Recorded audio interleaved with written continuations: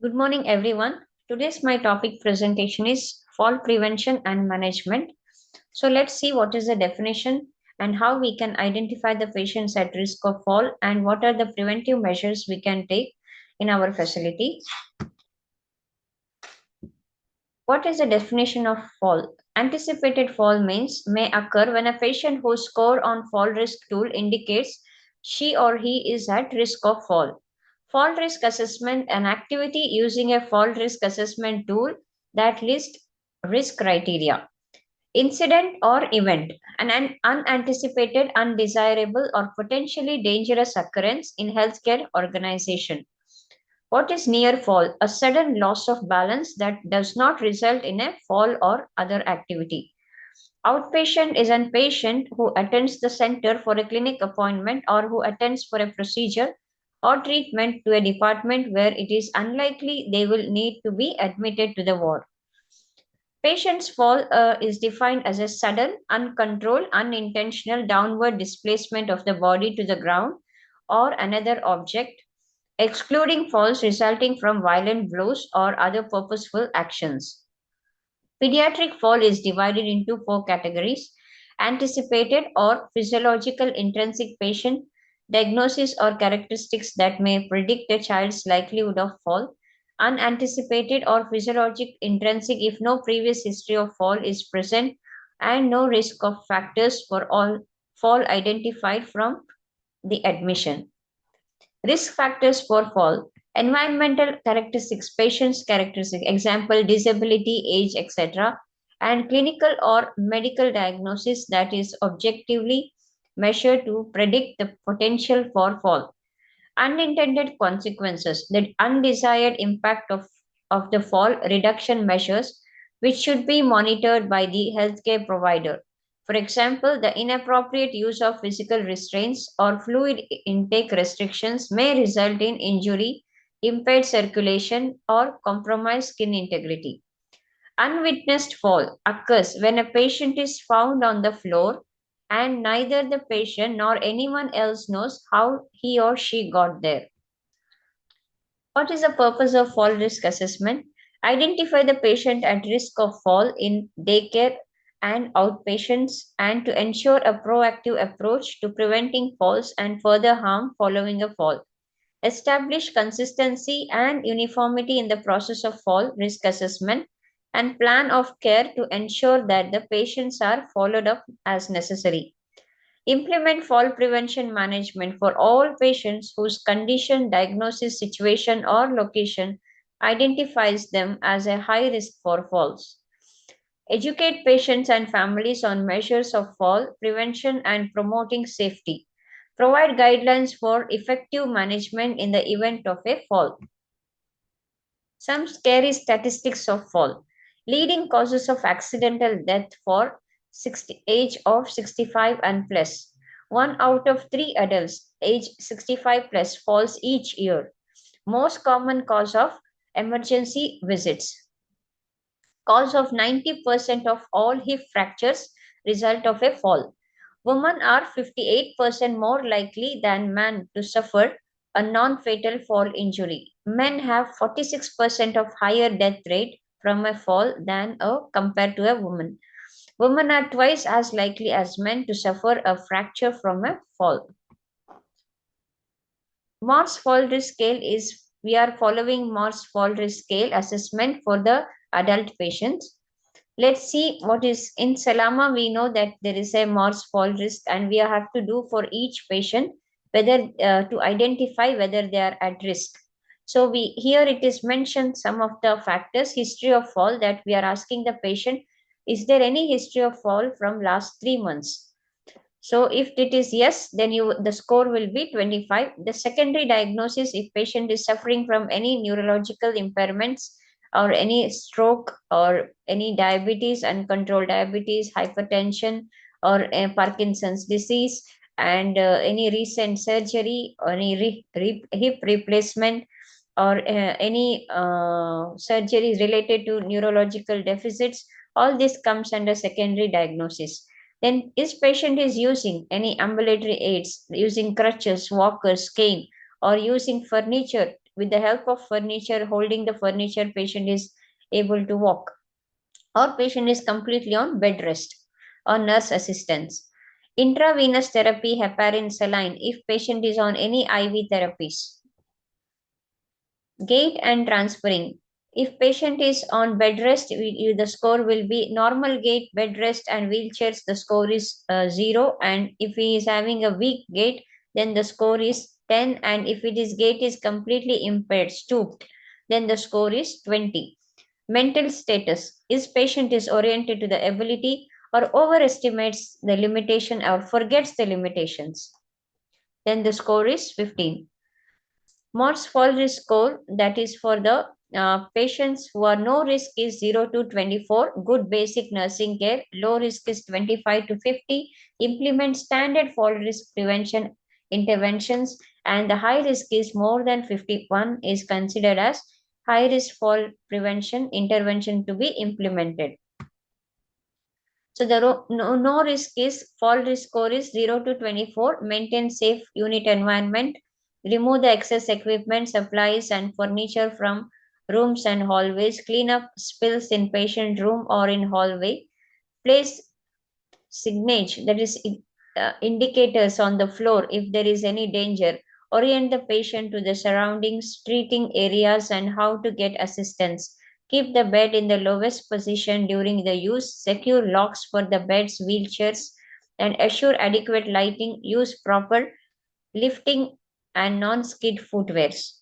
Low risk fall risk assessment score is, as we mentioned already, 25 to 50. Implement all the measures listed in no risk, plus monitor and assist the patient in following daily schedules, supervise or assist bedside sitting, personal hygiene, and toileting as appropriate, reorient the confused patient as necessary, establish elimination schedule, including use of bedside commode if appropriate, place frequently needed items within the reach of patient, and keep personal items, ambulatory aids within the patient reach, provide special instruction if patient's vision or hearing is impaired, involve family in patient care and encourage to ask assistance when needed. High fall risk assessment score is more than 50. Here we need to institute all the measures of no fall risk and low fall risk as well.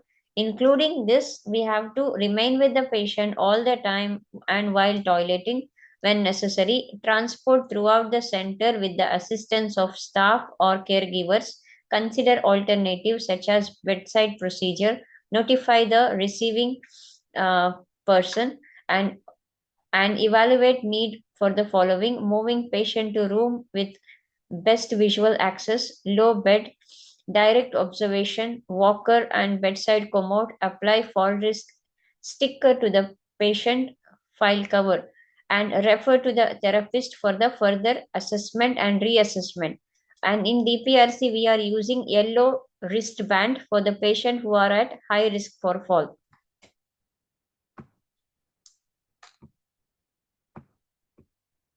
So fall risk for pediatric patients, mainly pediatric patients, we are using fall risk is Humpty Dumpty.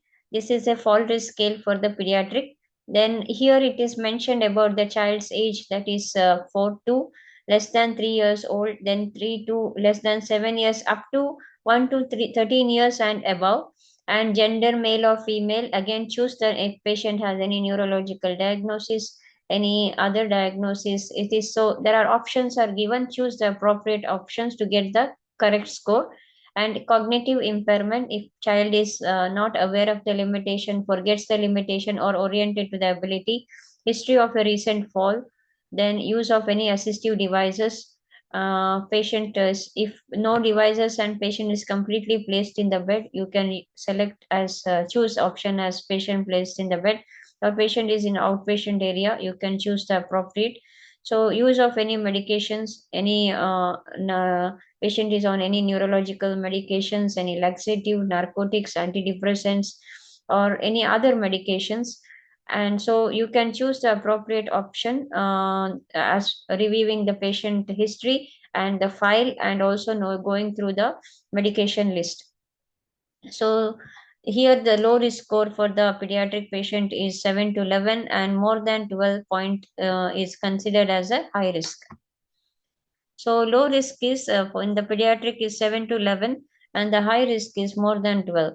So, as per your scores, you can implement the strategies or the measures to prevention of the fall. So here we can describe the operational resources. That is mainly when there is a fall incident, we are going to document it in Aman system. It is an electronic live risk management and patient safety system used to voluntarily report and close the incident, and also to gather details to update the risk register.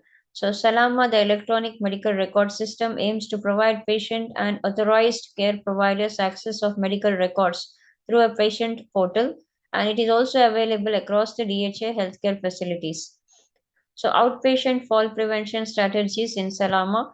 We already know that we have a scale, Morse fall scale we are following in DPRC, and for the pediatric we are following Humpty Dumpty.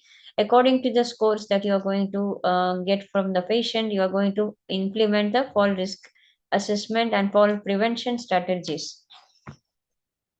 So, management of fall risk in specialized healthcare centers mainly assess and reassess in the specialized, that is, fall risk assessment is assessed in the patient assessed at DPRC. Then, once the patient assessment happens, fall assess and document the fall risk. That is, we are following in the Salama.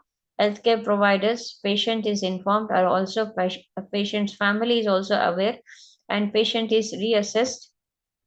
Implement the fall risk interventions, that is healthcare provider will implement.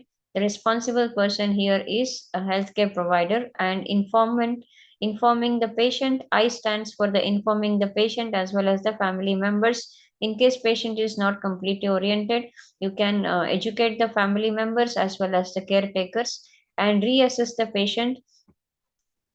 Once the fall event occurred, fall risk measures continuously implemented and managed for fall events. Mainly, we are notifying when there is a fall, we are notifying it to the healthcare team, as well as we are raising the documenting the incident in the Aman system, and we are educating, and we are also educating the patient as well as the caretakers and healthcare team. And as I already mentioned, we are putting a yellow band, wristband for in DPRC for all the patients who are high risk for fall, and we are continuously implementing the fall risk prevention strategies for those patients, and we are periodically evaluating if patient has any risk for fall or how we can prevent the fall risk. And while discharging the patient, you can also educate the patient uh, as well as the caretakers and family members. These are some of the references. So we already know that fall risk is one of the important IPSG goal.